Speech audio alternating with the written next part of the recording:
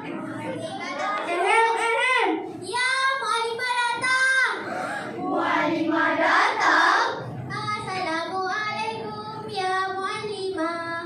Assalamualaikum ya Muallimah. Boleh tahan. Bising. Waalaikumsalam ya Tilmizati. Hari ini kita akan belajar bahasa Arab. Bahasa Arab? Tak suka. Tak sukanya. Tak suka juga. Susah. Mana ada susah? Siapa kata susah? Saya. Bahasa Arab merupakan bahasa yang mudah dipelajari.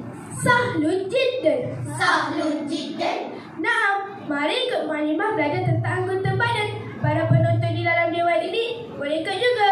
Ainun. Ainun. Mata. Mata. Uzunun. Uzunun. Telinga. Telinga. Anfun. Anfun. Hidung. Hidung. Hidung sini lahar.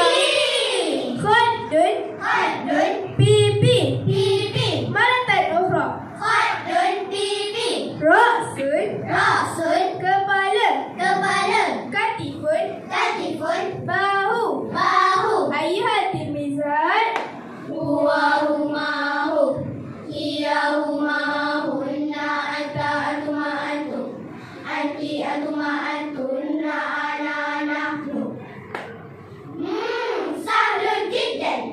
Muallimah, Muallimah, Muallimah. Kenapa? Saya nak Kalau nak cuba kamu sebut dalam bahasa Arab. Mari ikut Muallimah. Ismahli Ismahli bil huruji bilhuruji ilal mirhadi. ilal mirhadi. Cuba kamu sebut. Ismahli bilhuruji ilal mirhadi.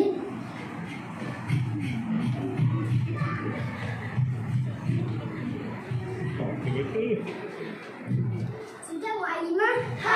Cepatnya.